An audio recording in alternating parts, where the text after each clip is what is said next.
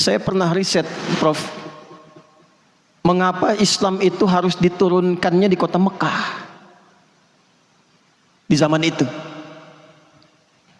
Mengapa tidak di Romawi yang sudah maju? Kenapa tidak di Persia yang sudah punya kekaisaran? Kenapa Bapak Ibu yang dipilih itu Mekah? Satu tempat, daerahnya gersang, dan yang paling menarik, menjadi pusat kriminalitas yang terkenal di zamannya. Jadi kalau Bapak Ibu mencari kriminal profesional yang paling pakar di bidang kriminalitas, itu puncaknya ada di situ. Jadi kalau orangnya disebut jahil, perbuatannya disebut jahalah. Kalau digabungkan jahil dengan jahalah, itu menjadi jahiliyah.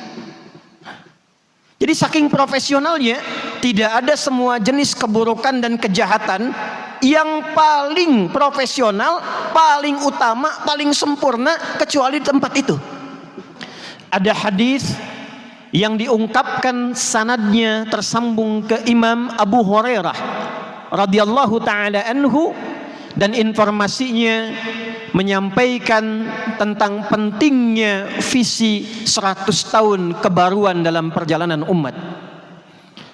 Dari Nabi sallallahu alaihi wasallam, beliau bersabda, qala Rasulullah sallallahu alaihi wasallam, innallaha yab'atsu ala ummati fi kulli ra'si mi'ati sanatin man yujaddidu laha dinaha.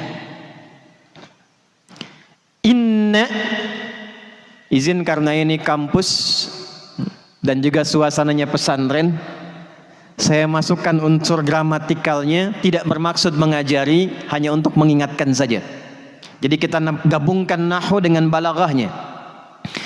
Inna harfu nasbin wa taukidin tansibul isma wa tarfa'ul khabara mabniyun 'alal fathi la mahalla lahu min al-i'rab. Demikian dalam nahwu. Yang sini paham? Tidak. Kita urai sebentar ya. Inna harfu nasbin wa taukid. Inna itu huruf yang fungsinya nasab.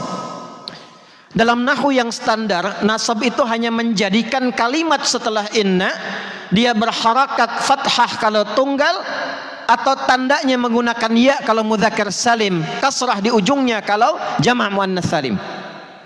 Tapi dalam balaghah, nasab itu diartikan sesuatu yang ditancapkan dengan kuat dan saking kuatnya tidak goyah. Nasabar rajulu asahu fil ard. Seseorang menancapkan tongkat di tanah, saking kuatnya tongkat itu tidak goyah. Sehingga sebagian ulama menyimpulkan, jika ada ayat Al-Quran, hadis Nabi Muhammad SAW dibuka dengan kata inna, maka di antara pesan yang ingin disampaikan, tancapkan pesan ini dengan kuat dalam jiwamu, dan saking kuatnya jangan sampai goyah. Wa taukidin, kuatkan pada ragamu, jangan sampai goyah. Tansibul isma wa tarfa'ul khabara mabniyun 'alal fathi la mahalla lahu min al-i'rab. Di antara makna jauhnya, ketika informasinya ditancapkan pada jiwa dengan kuat, maka tanda-tanda isim itu dari kata simah, artinya tanda. Prof, saya mengajar semiotik di UPI itu.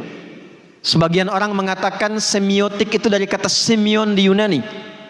Padahal bahasa Arab itu lebih dulu dibandingkan dengan bahasa Yunani. Yunani 8 sebelum Masehi. Bahasa Arab itu kalau diukur sampai Nabi Ismail alaihissalam, itu kurang lebih 18 abad sebelum Masehi. 18 abad sebelum Masehi. Dari kata simya diambil kata simah, diambil kemudian menjadi isim, tanda. Nama disebut dengan isim karena membedakan tanda satu nama dengan nama yang lainnya. Dari situ muncul kata sumu yang berarti tinggi. Langit disebut dengan sama karena dia tinggi di atas kita. Kenapa nama disebut isim? karena diharapkan pemberian nama itu yang meninggikan derajat nama kita ketika disebut. Karena itu para ibu, bu, tidak boleh memberikan nama kepada anak yang merendahkan status anak itu. Beberapa nama di era Nabi ada yang langsung diganti oleh Nabi SAW. Ada sahabat hidupnya sedih saja, termenung saja. Ditanya oleh Nabi, "Mabika fulan masmuk?" Siapa namamu? "Hazin ya Rasul." "Saya sih sedih," katanya. Maka sejak saat itu diganti oleh Nabi, "Namamu bukan si sedih, namamu si bahagia." Berubah keadaan dirinya. Maka inna, kembali, jika kita tancapkan informasi ini pada diri kita dengan kuat, tidak goyah, terangkat derajat kita, tinggi derajat kita di hadapan Allah Subhanahu wa taala. Tancapkan informasi ini dengan kuat pada dirimu, tansibul isma, tancapkan dengan kuat, maka diangkat derajatmu. Wa tarfa'ul khabara, maka informasi-informasi penting ini pun akan diangkat, menghidupkan kehidupan kita dengan lebih baik. Apa informasi penting ini yang harus kita tancapkan pada diri kita, yang akan mengangkat derajat kita? Dalam konteks pesantren, dalam konteks universitas, pesantrennya lebih terangkat derajatnya, lebih hidup keadaannya. Semua informasi dan pengetahuan yang lahir dari Darussalam ini kemudian tertancap kokoh menjadi panduan masyarakat muslim setidaknya di Indonesia ini. Innallaha yab'atsu ila ummati fi kulli ra'si mi'ati sanatin man yujaddidu laha dinaha. Allah itu, kata Nabi, akan mengutus, mengirim pembaharu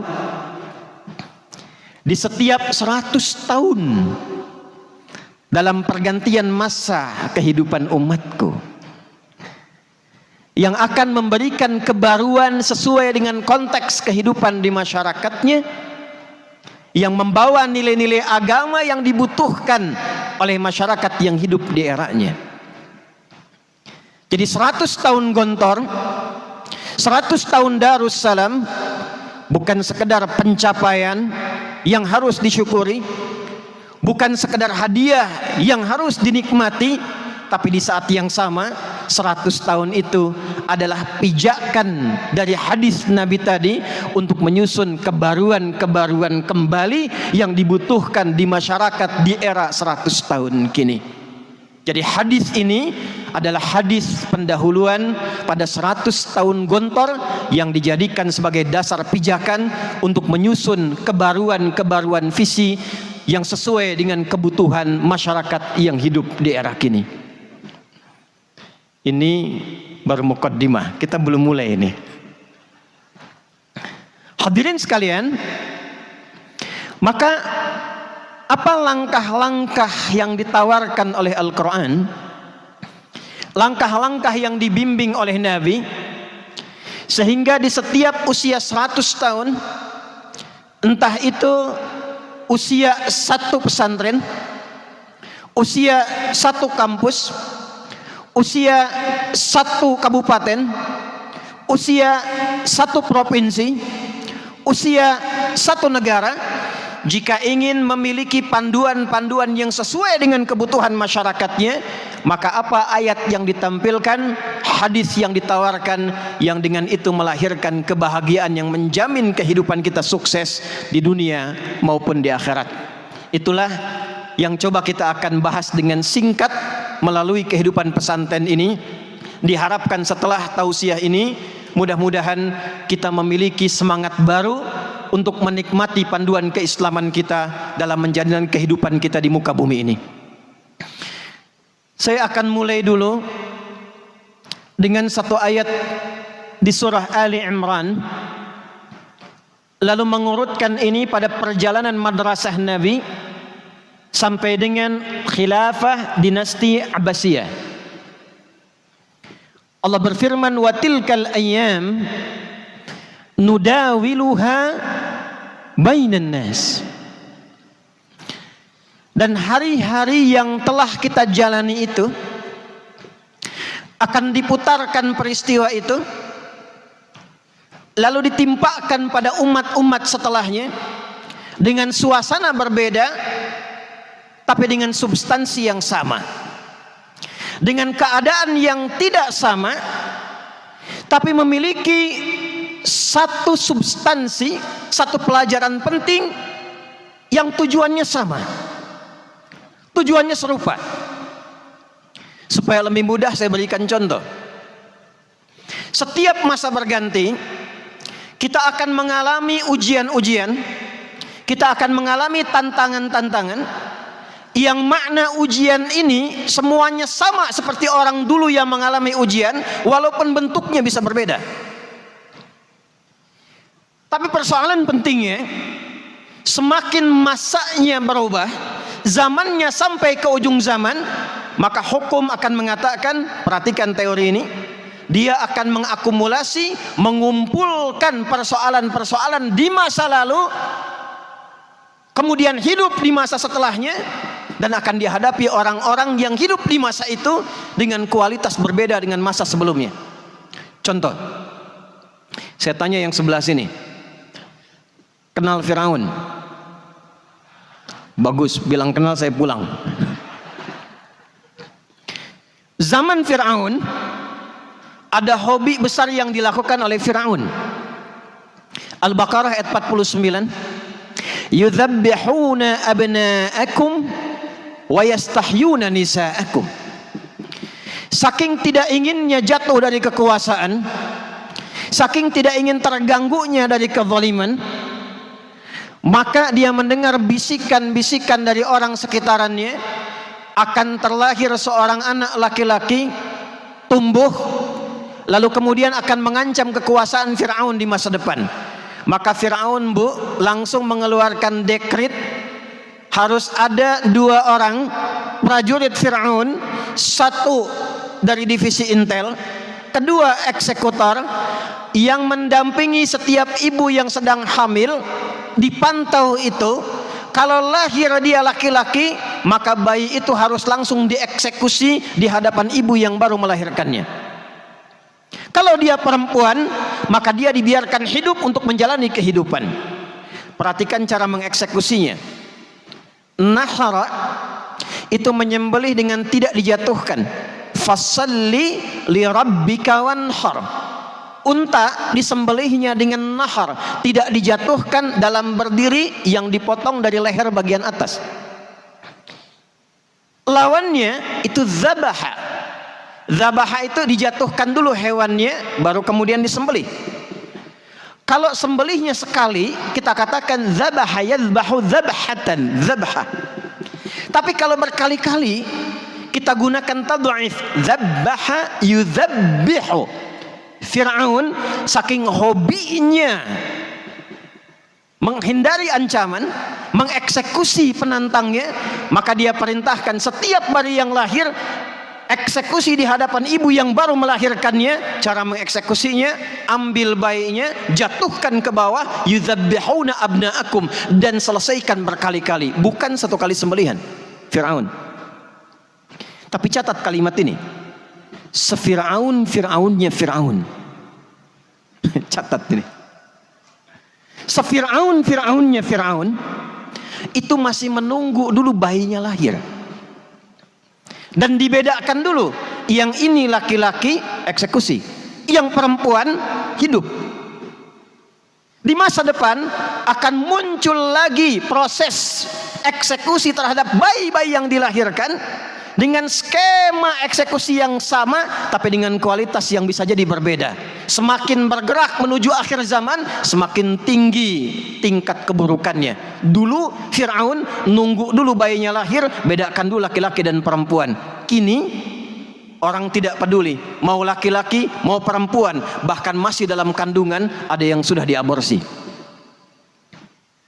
Tantangan.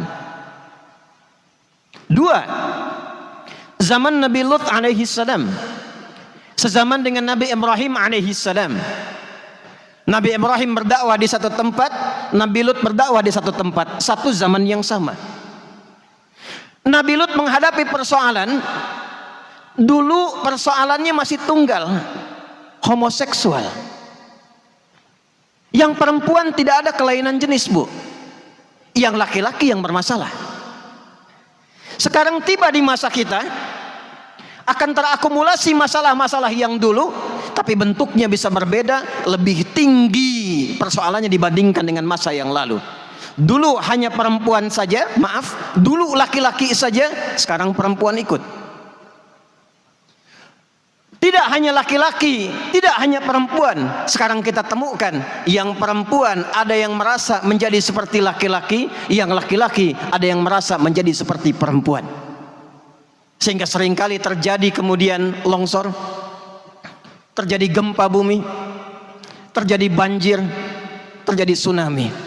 Kalau kita singkat menjadi LGBT.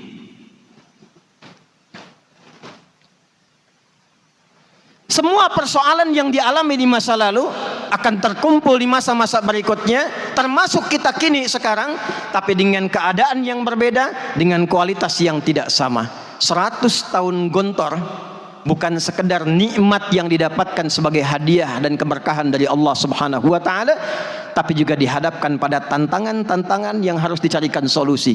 Tantangan di masa Nabi Lut alaihi salam tidak sama dengan tantangan di masa gontor saat ini. Tantangan di masa Fir'aun dulu tidak sama dengan tantangan di masa gontor saat ini. Maka pertanyaannya, ketika Darussalam dihadapkan pada tantangan-tantangan yang kompleks demikian, bagaimana pesantren menjadi solusi dalam membangun nilai-nilai Islam dan peradaban?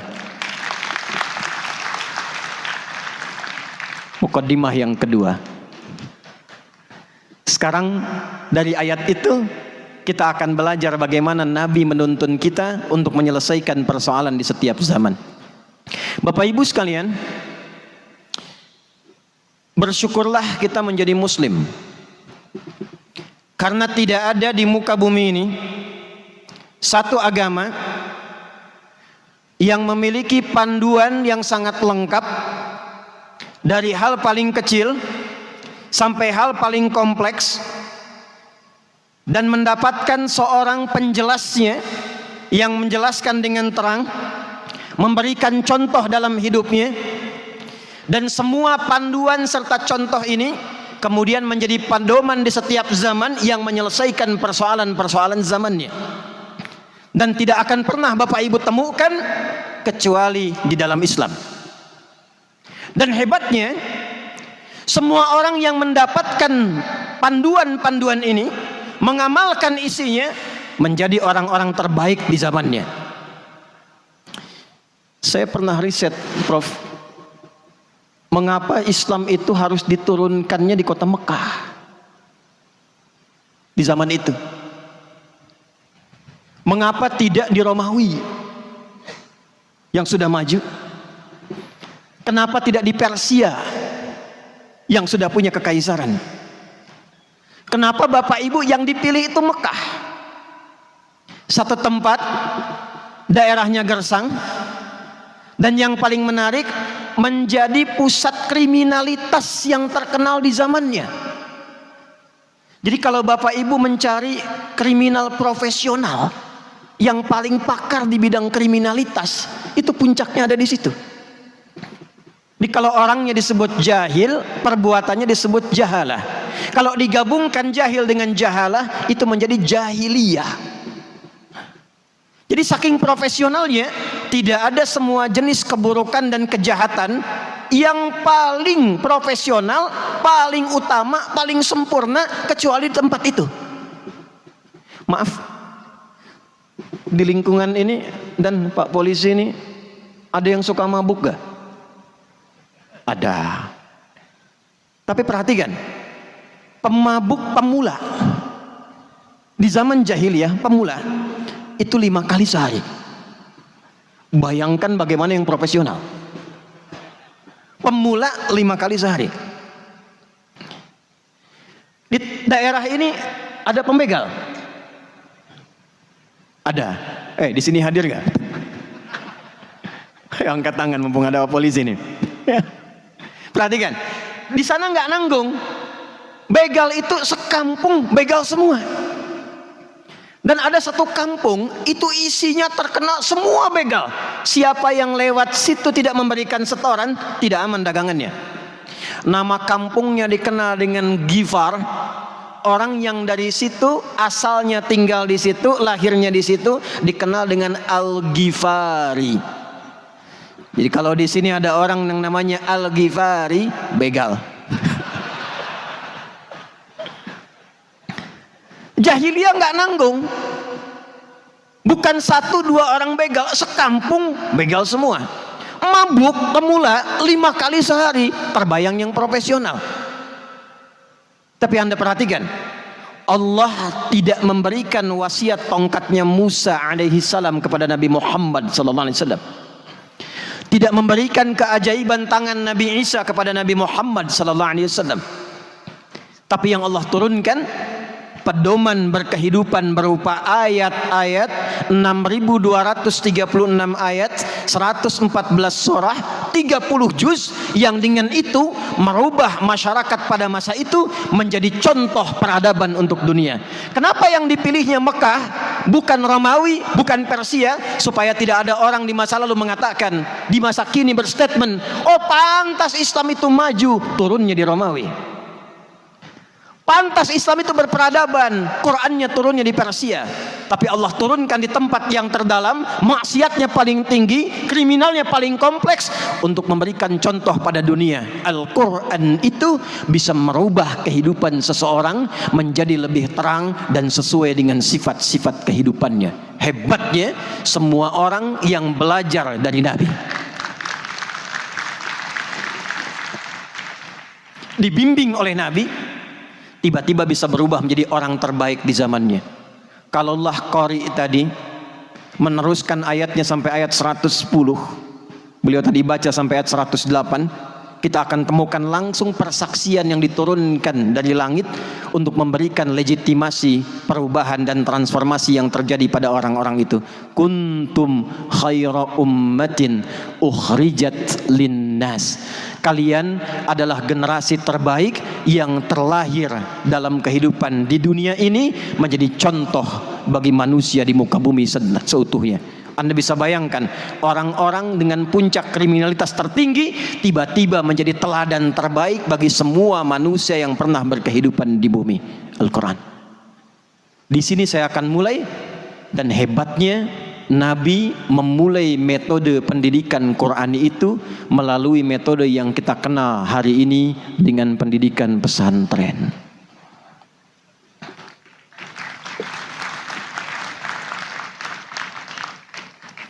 Saya mau tanya sebentar, karena yang akan saya urutkan ini dari tahun 1 Hijrah sampai dengan 1258. Saya tanya sebentar, ini MC saya sampai jam berapa ini? Terus, sudah ada fatwa presiden, terus. Baik. Bagaimana Nabi memulai? Ini adinda yang ada di kampus bisa menjadi bahan riset nanti, termasuk adik-adikku yang di pesantren. Nabi ditugaskan oleh Allah Subhanahu wa taala untuk memulai awal pengajaran panduan dalam Al-Quran yang durasinya nanti sepanjang 23 tahun, dibagi dalam 3 fase, diteruskan nanti oleh 4 sahabat selama 30 tahun, dilanjutkan oleh Umayyah sebanyak 90 tahun, lalu diteruskan oleh Abbasiyah sebanyak 508 tahun. Dan hebatnya semuanya nanti kalau kita lihat genealoginya, semua tersambung pada satu sifat kepemimpinan yang sama dan nasabnya tersambung ke Quraisy.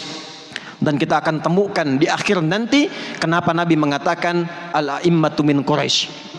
Apakah yang dimaksud sukunya atau yang dimaksud karakternya yang harus dimiliki anak-anak pesantren seperti karakter Quraisy kalau ingin menaklukkan dunia dan membangun peradaban di masa kini.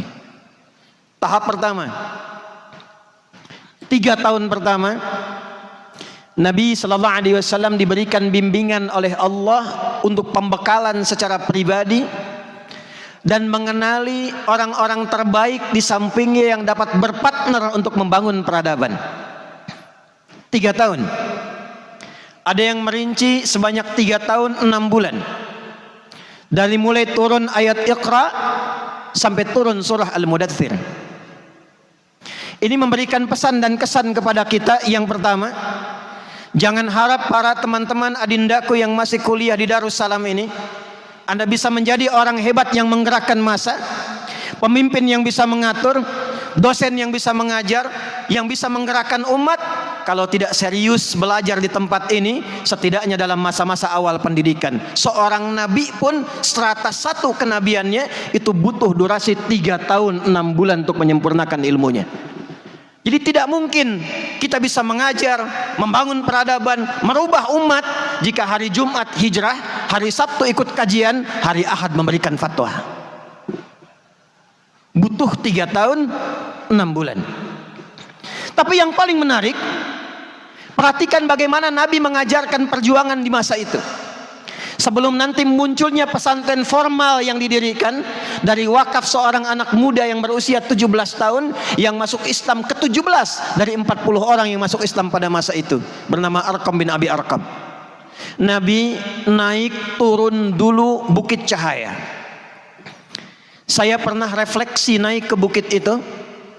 Jarak dari rumah Nabi sampai ke Jabal Nur itu kurang lebih 6 sampai 7 kilo. Dari bawah sampai ke atas itu ada 1000 meter kurang lebih. Turun sedikit dari puncaknya baru masuk ke dalam guanya, itu pun harus belok dulu sedikit licin dari satu bagian formasi batu. Saya riset Pak Kiai, mengapa gua Hiro yang dipilih bukan gua yang lain? Padahal banyak ditemukan gua-gua sekitaran Mekah, Bu. Mengapa bukan di Gua Thur?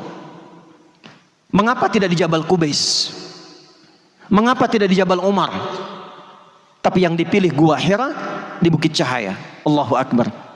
Ternyata ini bukan cocok logi ya, tapi riset yang bisa dikaji. Ternyata semua formasi batu-batu yang membentuk Gua Hira itu seperti teropong yang mengarah langsung ke arah Ka'bah. Jadi Nabi itu bisa naik langsung ke atasnya, mengamati keadaan kaumnya, memitigasi keadaan masyarakatnya, siapa yang mabuk, siapa yang berbuat onar, siapa yang mencuri, siapa yang berbuat kriminal. Dari situ turun lagi ke bawah, posisi guanya langsung menghadap ke arah Ka'bah, di situ bertahanus kepada Allah Subhanahu wa taala. Tapi untuk menuju medan itu, naik ke atas, lihat bukit itu searah ke rumah Nabi sallallahu alaihi wasallam yang sekarang ada di samping Jabal Qubais, disamarkan jadi perpustakaan. Anda lihat dari atas bukit Gua Hira, Anda akan temukan setidaknya Anda harus melewati 5 bukit yang lain, naik turun, baru sampai ke Jabal Nur.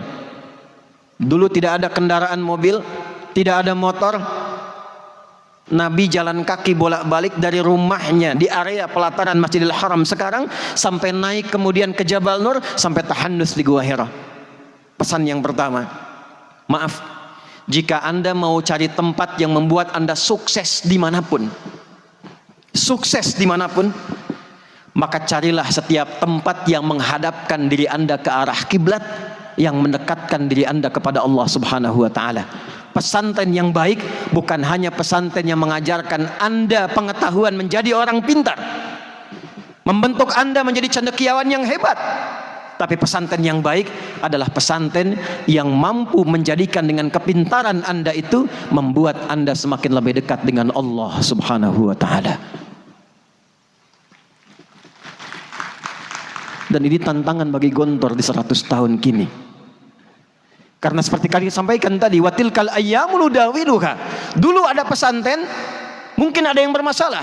Ada masjid didirikan dengan takwa, ada masjid dirar didirikan dengan maksiat.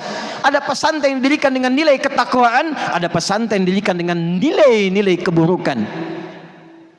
Maka Gontor dalam 100 tahun telah menunjukkan kepada kita bagaimana memadukan ilmu dan iman sekaligus, sehingga membentuk santri-santri yang kelak menjadi alumni yang bukan hanya bisa mengabdi dengan ilmunya, tapi mendekatkan diri kita kepada Allah Subhanahu wa taala. Jadi hati-hati, masanya berubah. Sekarang pesantren banyak kita temukan Sudah ada gontor yang mengajarkan pendidikan yang terpadu, kita bisa temukan pesantren yang mengajarkan kalimat syududu. Bila Unida banyak membuat makalah, maka akan ada yang mengajarkan banyak makali. Jika di sini pendidikannya runtut, boleh jadi ada pusat yang mengajarkan bahasa semut.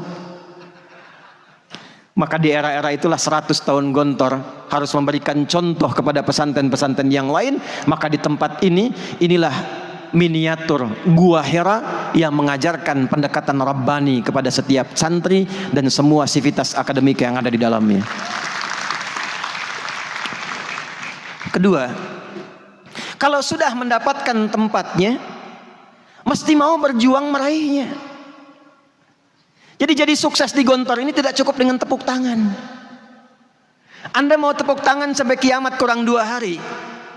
Kalau tidak diikuti bagian kedua yang pernah Nabi contohkan, tidak akan pernah kita menjadi orang sukses seperti yang Nabi inginkan. Nabi ke Gua Hira sampai mendapatkan wahyu, melewati 5 bukit, naik turun, kadang menempak panas, kadang menahan lapar, kadang tidak dapat wahyu.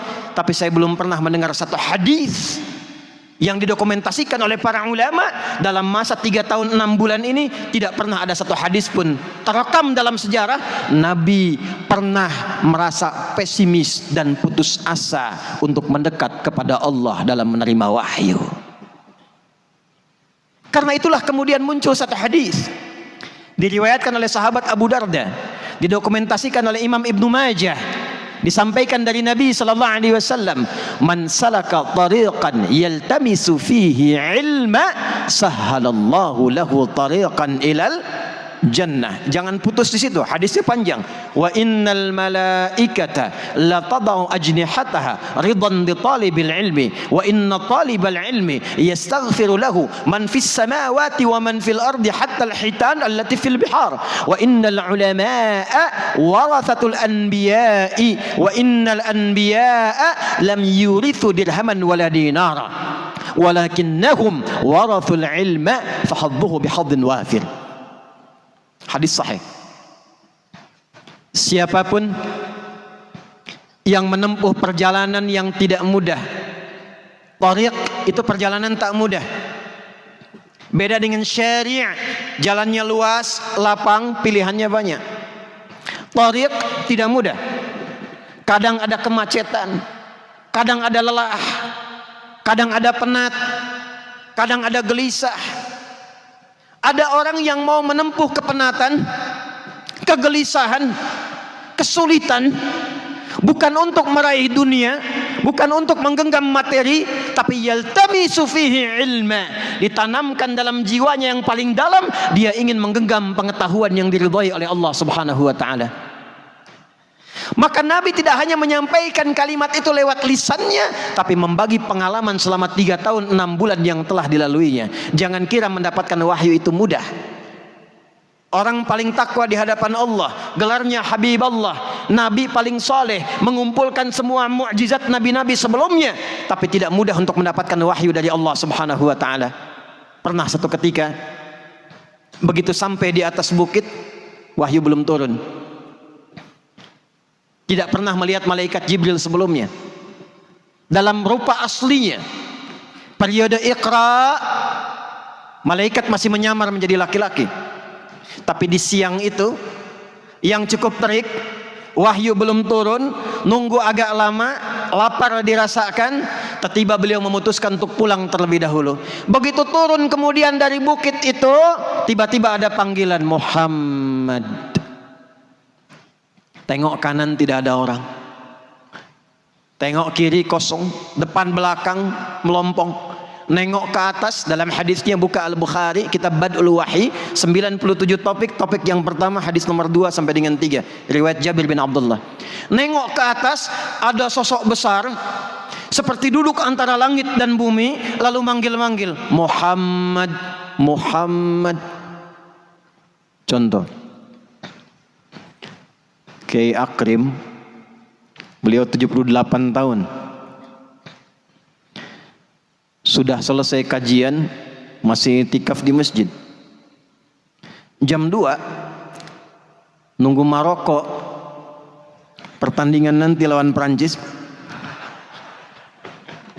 Tiba-tiba keluar, orang sudah kosong, lewat lapangan ada yang manggil, Kayak Krim. Kayak Krim. Kanan korong kosong, depan belakang melompong, lihat ke atas, pakai baju putih, rambut panjang, badan besar, antara langit dan bumi, manggil Kayak Krim. Responnya oke. Assalamualaikum. Tashilan liya wa tafhiman lakum. Assalamualaikum. Perhatikan bahasa hadisnya. Faraibtu minhu.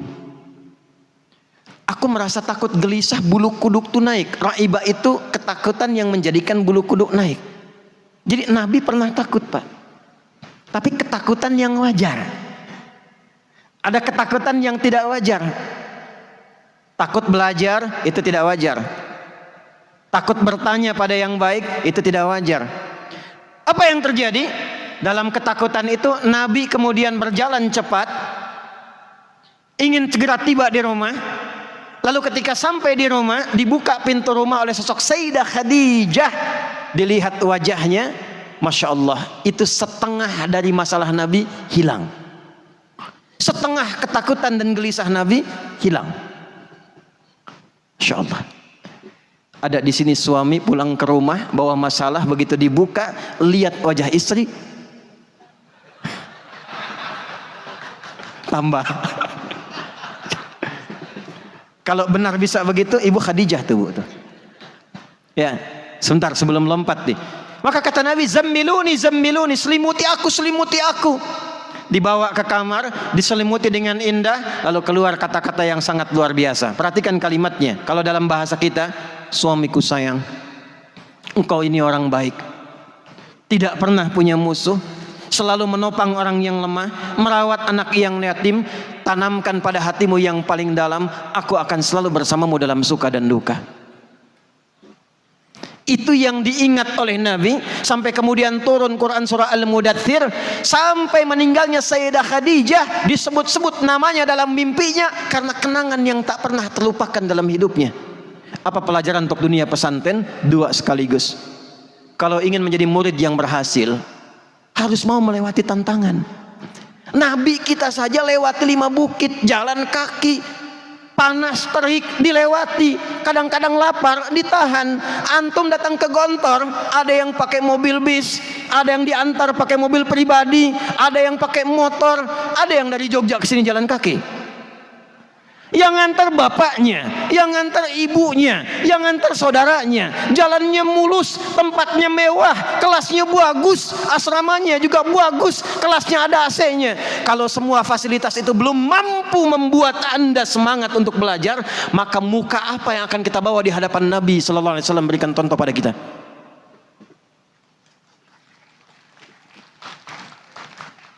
Maka 63 tahun perjalanan Unida itu harus memberikan inspirasi langkah awal bagi teman-teman minimal di tahap S1. Berjuanglah seperti Nabi kita mencontohkannya. Kadang ada lapar yang harus ditahan. Kadang harus tantangan yang harus dilalui. Kadang ada kesedihan yang harus dilewati. Tapi semua itu tempaan untuk mengantarkan pada kesuksesan yang disimpan di hadapan kita.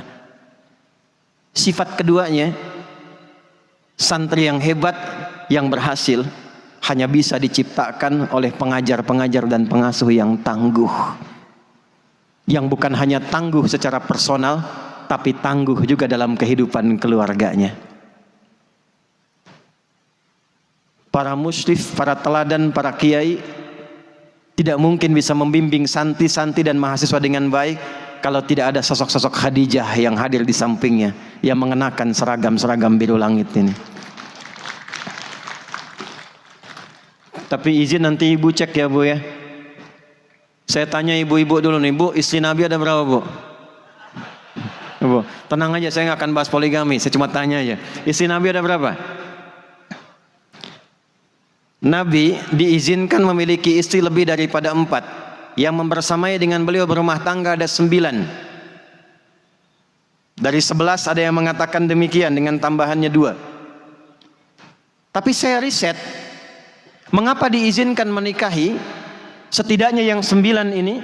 Karena rahasianya, Bu, Ternyata 9 istri Nabi ini, ibunda kita semua itu mewakili semua karakter perempuan di muka bumi. Jadi ibu nanti temukan kira-kira ibu mirip yang mana. Apakah Sayyidah Aisyah yang gesit senang belajar sampai menguasai 2/3 ilmu dalam dunia? Apakah Sayyidah Zainab yang senang fashion, tampilannya ganti-ganti? Itulah sifat mar'ah, karena itu disebut dengan mar'ah. Terambil dari satu kata muru'ah, tapi seakar dengan mir'ah, yang punya 3 arti. Satu, senang dengan tampil keindahan. Makanya beda laki-laki dengan perempuan. Kita berangkat biasa-biasa, perempuan berangkat dandan dulu, tengok dulu ngaca, pakai seragam.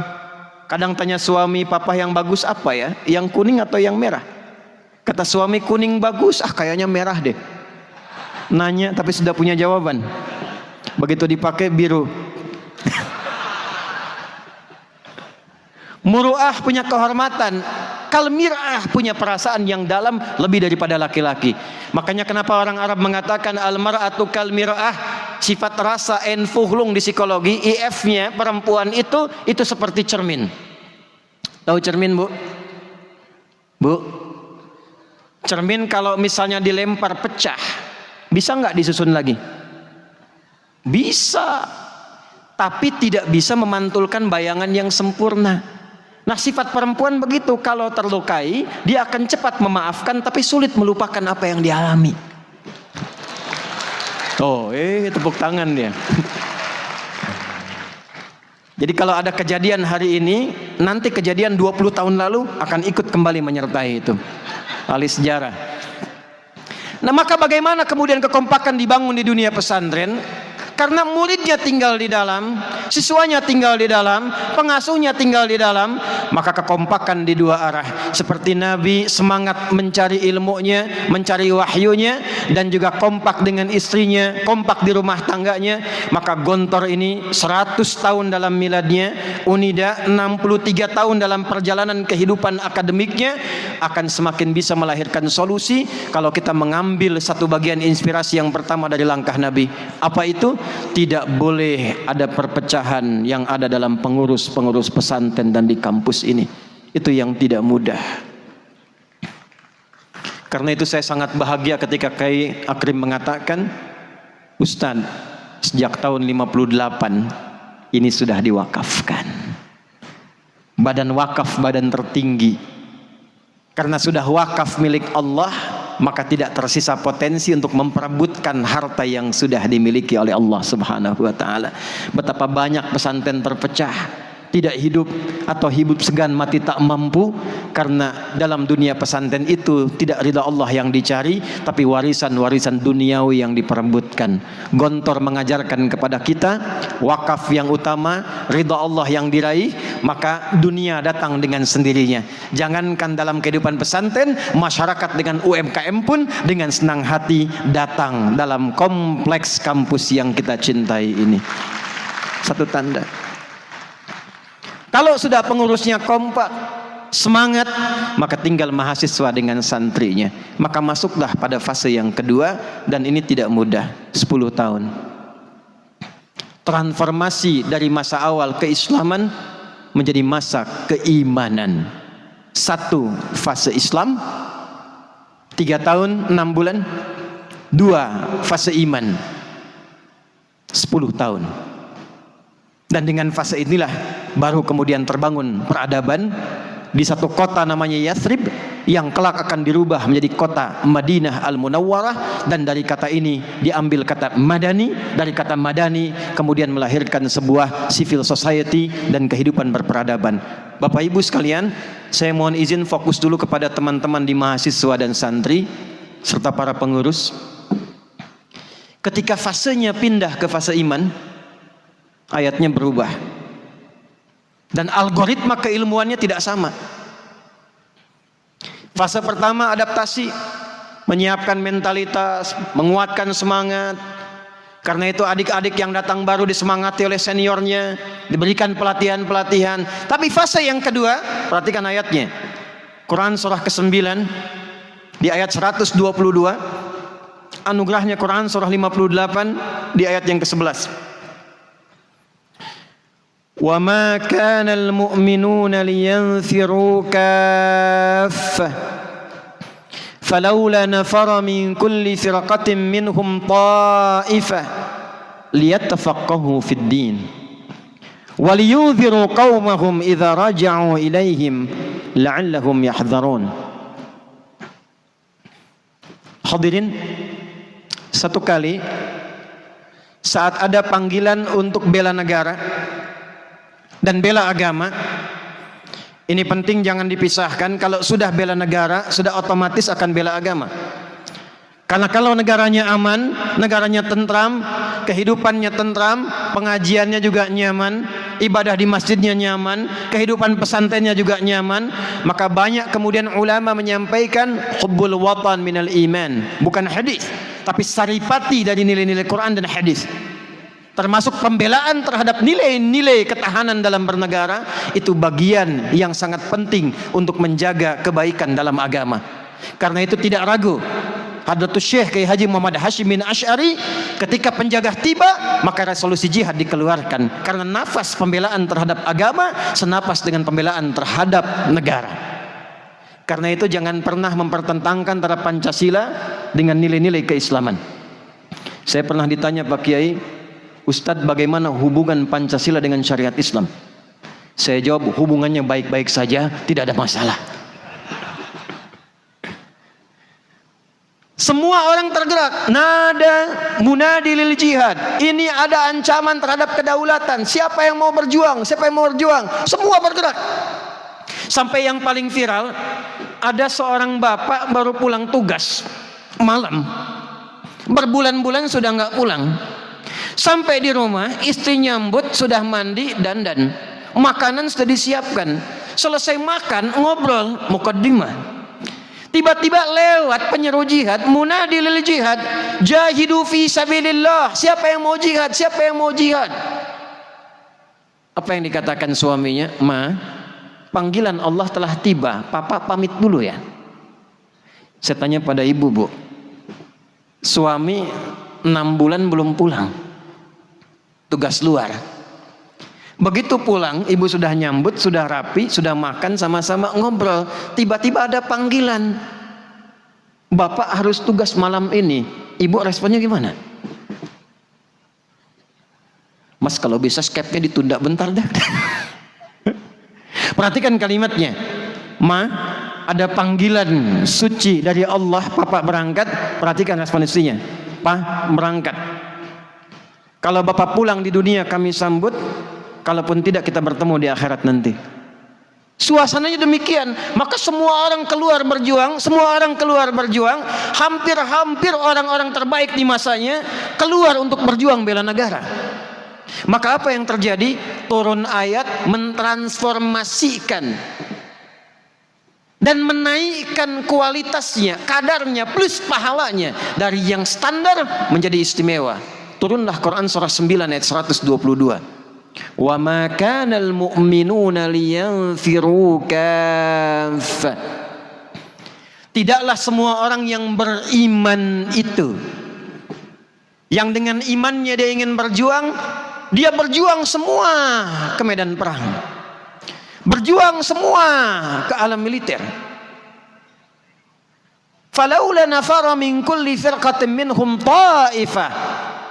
Maka mengapa tidak ada segelintir yang istimewa di antara para pejuang itu yang mengarahkan perjuangan dengan imannya? Perhatikan kalimatnya, dengan imannya.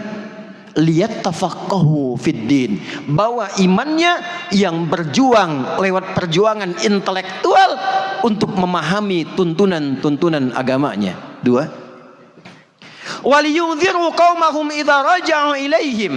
Dan mereka dengan imannya bukan cuma datang untuk belajar, bukan cuma nyari status, bukan cuma nyari ijazah, tidak hanya nyari sertifikat. Apa yang mereka siapkan?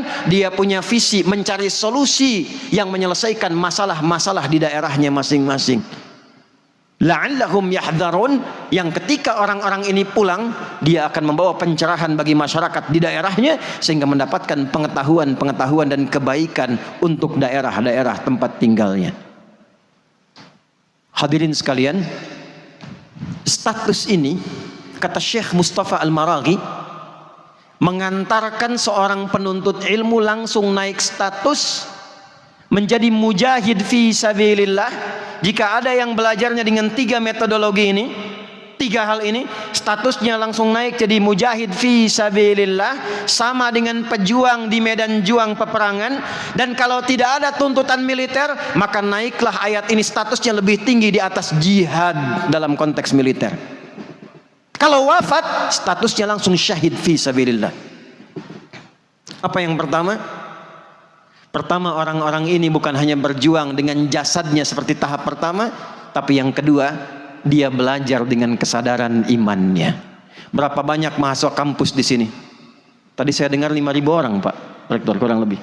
Dari 5.000 itu siapa yang masuk belajar di Unida dengan imannya? Atau jangan-jangan sebagian masih datang hanya ingin mencari status, mencari ijazah, sertifikat, dapat jadi ahli teknologi langsung kerja.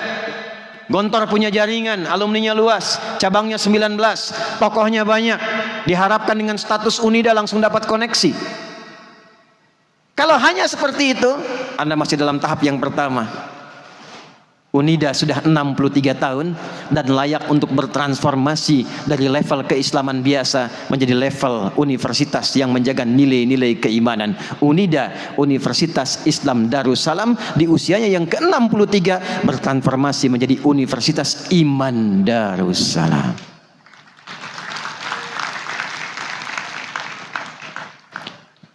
Maka cara menjalaninya tidak dengan tepuk tangan. Quran surah ke-49 ayat 14, ada yang ngaku datang ke Nabi mengatakan qalatil a'rabu amanna. Datang mahasiswa ke Nabi, datangnya dari daerah yang jauh, tinggalnya di padang pasir, Arabnya golongan Baduy, dari daerah datang ke Nabi, dia belajar. Tapi sebelum belajar dia mengatakan klaim, amanna ya Nabi, level saya sudah beriman. Langsung turun ayat mengklarifikasi. Qul lam tu'minu walakin qulu aslamna walamma yadkhulul imanu fi qulubikum. Katakan Muhammad, mahasiswa yang ini itu belum datang dengan niat beriman, belum menjadi mahasiswa mukmin, baru menjadi mahasiswa muslim. Karena imannya baru sampai ke dalam lisannya, belum meresap ke dalam kalbunya. Maka teman-temanku yang mahasiswa S1, S2, S3, bagaimana kita menganalisis sampai malam ini sehingga menemukan parameter perjuangan kita sudah melekatkan iman sampai di kalbu, tidak hanya sampai ke lisan. 1, Anda harus menjadi taifah dari sekian banyak firqah. Nafar, firqah, taifah. Falaula nafara min kulli firqah taifah. Dari nafar turun firqah, turun taifah. Nafar itu jumlah banyak. Kalau ada 40 siswa, 40-nya nafar. Dari 40 ini, yang 40 ini ada yang serius, yang mau mencatat untuk lulus ujian, yang mau mengingat, yang mau menghafal, itu firqah. Dari 20 turun lagi.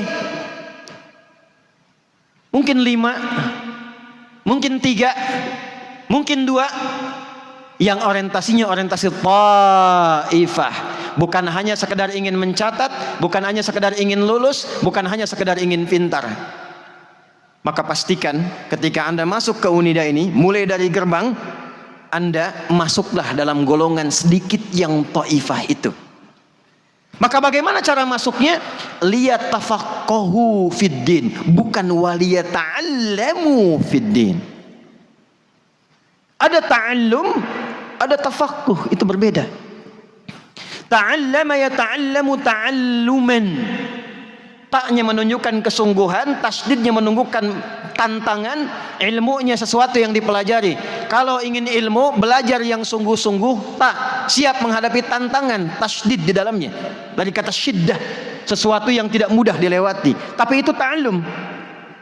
Tapi untuk menjadi ta'ifah, Allah pindahkan kalimatnya, liyat tafaqahu, dari kata fiqih ditambah ta di depannya, diakhiri dengan tasdid di ujungnya. Tafaqqaha yatafaqqahu, paham.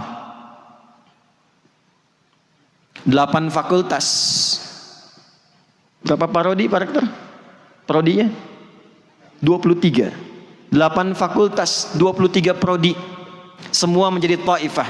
Pastikan setiap ilmu yang diajarkan di dalam ruang-ruang kelas ini bukan hanya menjadi pengetahuan yang dicatat dan dihafalkan, tapi dipahami yang menjadi pembeda antara Anda saat masuk kelas dengan keluar kelas. Mahasiswa yang telah mentransformasikan diri menjadi mukmin, dia tidak akan membiarkan satu kalimat pun tidak dipahami sebelum keluar dari ruang-ruang pengajaran itu. Itulah mutafaqih fiddin. Pastikan paham. Karena itu cara masuknya beda, langsung dicontohkan. Hadis Muslim, nomor hadis yang ke-8, dikutip oleh Imam An-Nawawi dalam Al-Arba'innya, ditempatkan nomor hadis yang kedua dari 42 hadis. Perhatikan dari sanadnya dan muqaddimah matan hadisnya. Kadang orang langsung bahas ke dalam matan, muqaddimahnya tidak dilihat. An Abi Hafs Umar bin Al-Khattab radhiyallahu ta'ala anhu qala بينما نحن جلوس عند رسول الله صلى الله عليه وسلم إذ طلع علينا رجل شديد بياض الثياب شديد سواد الشعر لا يرى عليه أثر السفر ولا يعرف منا أحد فجلس إلى النبي صلى الله عليه وسلم فأسند ركبتيه إلى ركبتيه ووضع كفيه على فخذيه فقال يا محمد أخبرني عن الإسلام فقال رسول الله صلى الله عليه وسلم الإسلام أن تشهد أن لا إله إلا الله وأن محمد رسول الله وتقيم الصلاة وتؤتي الزكاة وتصوم رمضان وتحج البيت إن استطعت إليه سبيلا قال صدقت قلنا عجبنا يسأله فيصدقه فقال يا محمد أخبرني عن الإيمان فقال الإيمان أن تؤمن بالله وملائكته وكتبه ورسله واليوم الآخر وتؤمن بالقدر خيره وشره قال صدقت عجبنا يسأله فيصدقه فقال أخبرنا عن الإحسان فقال الإحسان أن تعبد الله كأنك تراه فإن لم تكن تراه فإنه يراك فقال صدقت قال أخبرني عن الساعة قال ما المسؤول عنها بأعلم عن السائل. Al-hadis. Perhatikan pembukanya. Nanti Nabi akan katakan, terakhir komen Nabi-nya, huwa Jibril atakum liyu'allimakum dinakum. Itu Jibril yang menyamar jadi siswa sekaligus menjadi dosen. Dan perhatikan nanti respon sahabat ketika selesai mendengarkan hadis ini, semuanya tidak ada yang komen, semua langsung like and subscribe. Bainama nahnu julusun inda Rasulillah, ketika kami duduk santai bersama Rasulullah. Bainama ketemu kata julus. Kalau dia berdiri sendiri, julus itu serius. Tapi kalau ketemu kata bainama dengan julus, itu artinya duduk santai. Tapi santai pun kalimat yang digunakan tetap julus, bukan qu'ud. Apa artinya julus? Ma ma'nal julus? Duduk. Apa artinya duduk? Julus itu. Nanti di perpustakaan cari kitab namanya Al-Furuq Al-Lughawiyah, karya Abu Hilal Al-Askari, untuk melihat dua kata yang maknanya sering sama tapi sebetulnya katanya beda dan maknanya tak sama. Julus dari kata jalasa. Jalasa yajlisu jalsan wa jilsatan wa julusan. Artinya berpindah dari tempat yang rendah ke tinggi. Itu asalnya. Lawannya qu'ud, Bu. Qa'ada yaq'udu qu'udan wa qa'datan wa qi'datan hayahnya. Artinya berpindah dari tempat yang tinggi ke rendah. Perhatikan diksi Al-Quran dan hadis begitu presisi menyampaikan konteksnya. Kalau kita sholat berdiri begini tinggi, kemudian ada masalah di kaki sehingga tak mampu berdiri, maka kita duduk. Perhatikan bahasa yang digunakan oleh Quran, bukan julusan tapi qu'udan. Quran surah keempat ayat 103, fa idza qudiyatis salatu fa idza qadaytumus salata fadhkurullaha qiyaman wa qu'udan wa 'ala junubikum. Ali Imran ayat 191, alladzina yadhkurunallaha qiyaman wa qu'udan, bukan wa julusan. Enggak bisa berdiri tinggi, duduk. Tapi dalam bab ilmu menariknya, semua derivasi katanya, semua perubahan katanya tidak ada yang diambil dari kata qu'ud. Semua julus. Apa yang ingin disampaikan?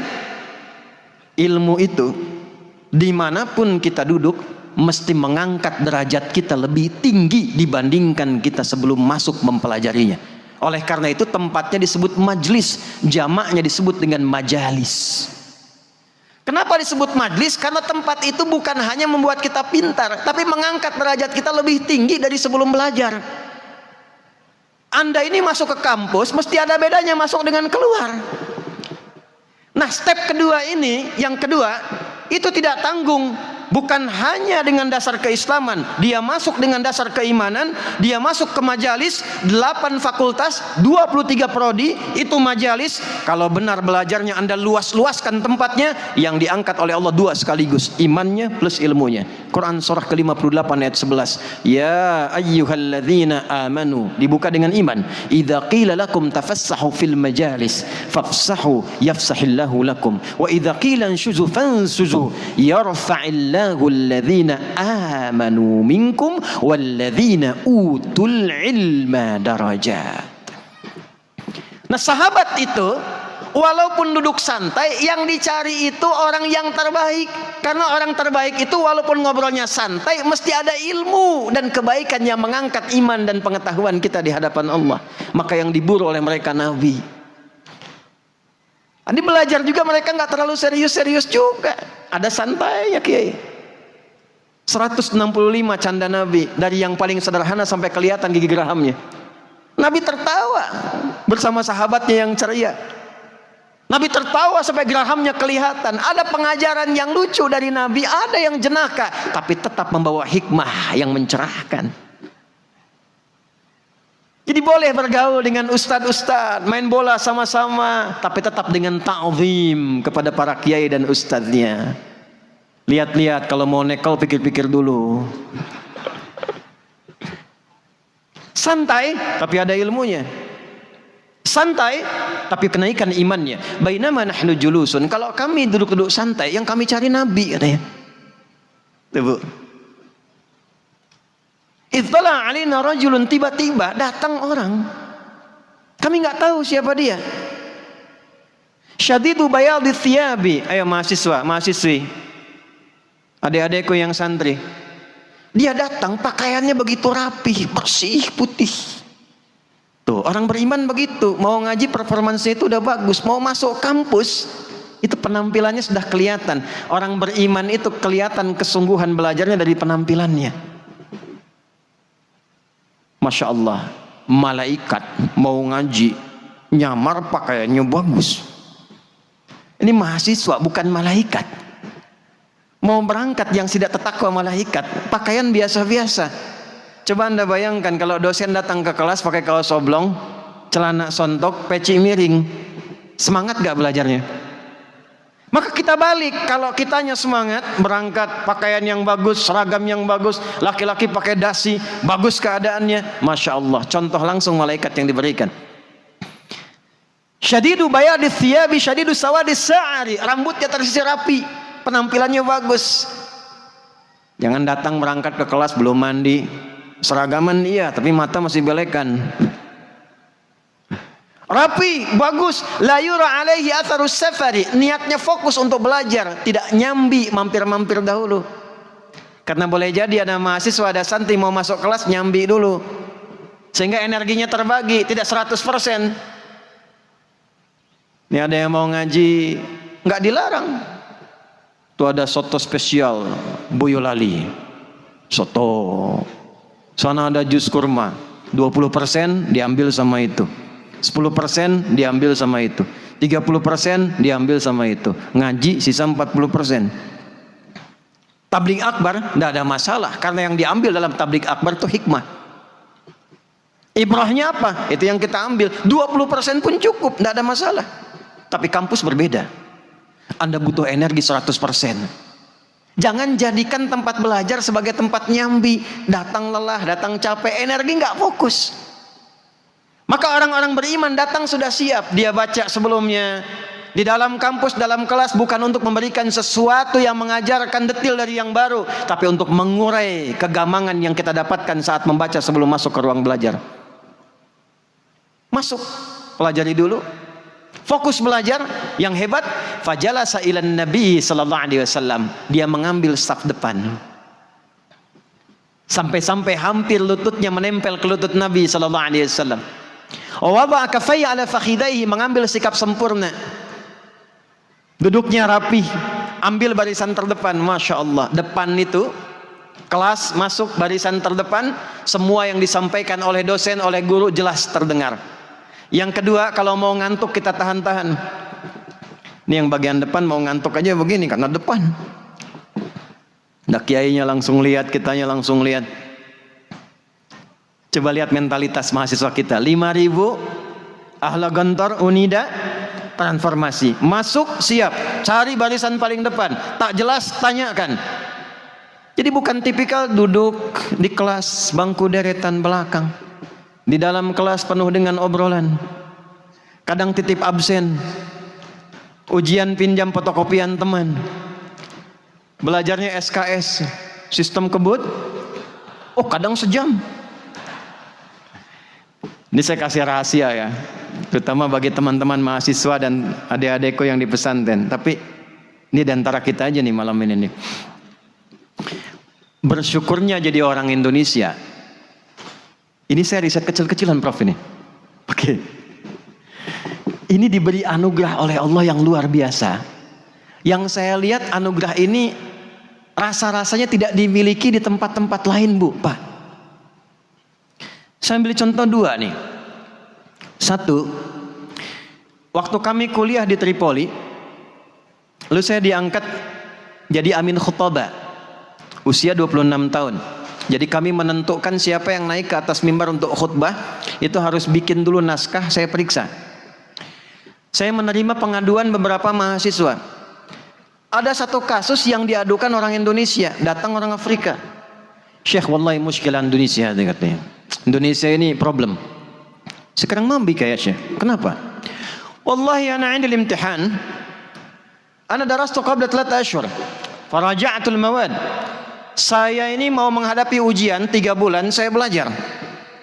Saya mutalaah, saya murajaah tu materi. Fa idza al-laila qabla al-imtihan ata Indonesia. Semalam sebelum ujian datang orang Indonesia, pinjam catatan saya. Ista'ara minni mudzakarati. Madza hasal? Tala'at an-natijah, keluar nilai dia 8, saya 7,5 katanya. Saya bilang nih orang belum tahu sistem SKS tuh. Tapi pembedanya apa? 7,5 ini dibawa sampai menjadi alumni.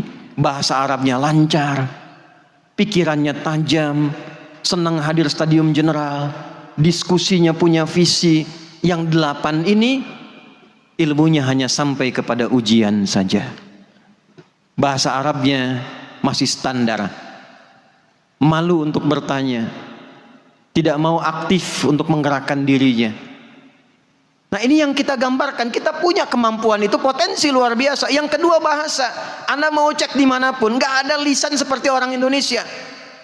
Silakan Anda cek ya, India sehebat-hebatnya dalam bahasa Inggris tetap tidak akan kehilangan dialek Indianya. How are you doing? Pasti akan ketahuan, nih India nih. Cina sebagus-bagusnya bahasa Arab, itu akan ketahuan Cinanya. Saya pernah 2010 itu menerima jemaah haji. Kloter pertama datang Pak Kiai, masih di Mekah. Lalu kemudian saya lihat ada orang badannya besar, jenggotnya panjang, jubahnya bagus di pinggir jalan. Saya datang, assalamualaikum kaifa haluki syekh, katanya. Apa jawabannya? Da abdi mati Tasik, katanya. Saya orang Tasik. Bahasa Arabnya fasih, Tasik. Bahasa Arabnya fasih, Gontor. Bahasa Arabnya fasih, Tebu Irang. Bahasa Arabnya fasih, Ploso. Yang kalau bicara tak kelihatan orangnya, tak akan tahu kalau itu orang Indonesia.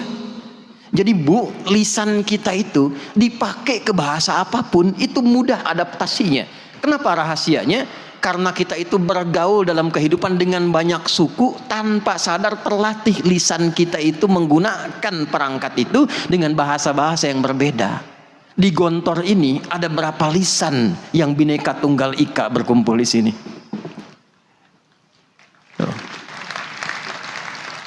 Yang Jawa banyak, yang Sunda ada, Sumatera ada, Papua ada, Sumatera yang dibagi-bagi, utara, selatan, barat ada di sini. Yang Eropa datang, saya dengar di sini ada yang dari Belgia, asalnya dari Libanon, kemudian ada beberapa yang lain ngumpul di sini, tak terasa dilatih lisannya. Manfaatkan selama belajar di sini, jangan lulus hanya dengan 1-2 bahasa. Kenali dari mana saja yang datang di sini, pelajari bahasanya. Satu hal. Duduk paling depan. Kemudian tafaqquh, taknya serius, sungguh-sungguh. Sudah 100 tahun, 63 tahun untuk kampus. Maka sayang kalau kualitasnya hanya untuk tahu. Naikkan statusnya. Lihat tafaqquhu, linya penguat. Kalau ambil juhudnya di situ kesungguhan. Yo serius. Kemudian harus mau menghadapi tantangan, tasydid. Sampai paham intinya. Nah ini yang penting tahap 3-nya. Waliyunziru qaumahum idza raja'u ilaihim. Pastikan ini khusus untuk mahasiswa ya. Setiap mahasiswa yang belajar di kampus ini, pastikan Anda sambil meriset masalah-masalah di daerah-daerah Anda masing-masing. Di kampung Anda butuh apa? Di daerah Anda ada masalah apa? Nah itu yang dipelajari di sini, diskusikan di sini, bahas di sini, sehingga ketika pulang ke daerah masing-masing jadi solusi. Itu yang diinginkan Quran. Level nomor 2. Kami kirim beberapa mahasiswa ke luar negeri. Saya tugaskan Prof, saya seleksi se-Indonesia, para Pak Kiai, para Ustadz.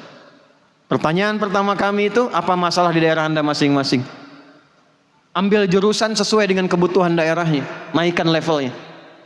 Setiap bulan kita kirimkan masalah, bahas ini, bahas ini, bahas ini. Ketika pulang, mereka sudah siap menghadapi tantangan di daerahnya masing-masing. Pernah ada santri saya kirim, begitu sampai ke Tripoli dalam satu kajian saya tanya, saya beri tugas saat libur. Begitu saya tanya, Anda daerah mana? Daerah X. Apa kesan yang pertama didapatkan? Ustadz, begitu saya sampai ke sana pertanyaan saya pada masyarakat, berapa jumlah umat Islam di sini? Di sini Pak, 96% Islam semua katanya. Masya Allah. Lalu yang 4%-nya apa? Muhammadiyah katanya. Ustaz Fatur ya. Nah, ada yang demikian, tidak ada masalah. Lalu solusinya bagaimana memperkenalkannya? Bahas. Bagaimana memberikan pencerahan, mengenalkan tentang NU, mengenalkan tentang Muhammadiyah, mengenalkan tentang yang lainnya, dari sejarahnya, dari kakek buyutnya, dari perjuangannya, sehingga bisa dinikmati dalam kehidupan bersama-sama, menghidupkan Islam dalam keadaan yang baik. Jadi solusi. Nah itu yang harus kita tanamkan dalam kehidupan. 100 tahun bikin visi baru, 100 tahun bikin penguatan baru, bikin resolusi yang terbaik. Waliyunziru qaumahum idza raja'u ilaihim. Kalau itu benar dilakukan, yang Allah angkat bukan hanya pengetahuannya, termasuk imannya. Yarfa'illahu alladhina amanu minkum walladzina utul ilma darajat. Sekarang bagian penutup, karena saya dibatasi ini waktunya 1 jam, mungkin sudah lewat. Bapak Ibu ini saya mau urai dulu ya. Silakan Anda fokus di sini. Jadi 3,5 tahun visi keislaman, 10 tahun visi keimanan. Kita bisa akselerasikan itu karena instrumennya, alatnya kita sudah punya. Dulu Nabi masih minoritas, sahabatnya terbatas, tidak mudah perjuangannya. Sekarang kita bisa perkecil, dari 10 tahun kita jadikan bisa 2 tahun, kita bisa jadikan 3 tahun. Yuk, setelah S1 naik level S2, langsung transformasi kepada aspek yang kedua, risetnya pertajam. Tapi perhatikan yang ketiga. Dan ini yang mempertahankan nilai-nilai Islam, membangun peradaban dunia. 10 tahun yang ketiga bisa menciptakan masa 700 tahun setelahnya Islam hidup dalam peradaban dunia. Saya akan urutkan nasab sebentar. Fase Nabi Muhammad, beliau itu anak dari seorang ayah namanya Sayyidah Abdullah, menikah dengan Sayyidah Aminah, kemudian melahirkan Nabi Muhammad sallallahu alaihi wasallam. Saya tarik jalurnya ke atas.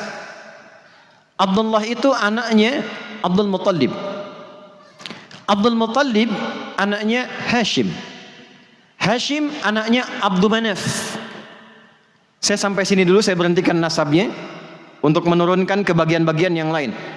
Abdul Manaf itu punya istri 2. Berapa Bu? Yang kencang berapa? 2. 1 Waqidah, 2 Atikah. Waqidah punya anak namanya Naufal. Atikah nanti punya anak lagi 2. Ini menarik nih. Saya ulangi ya.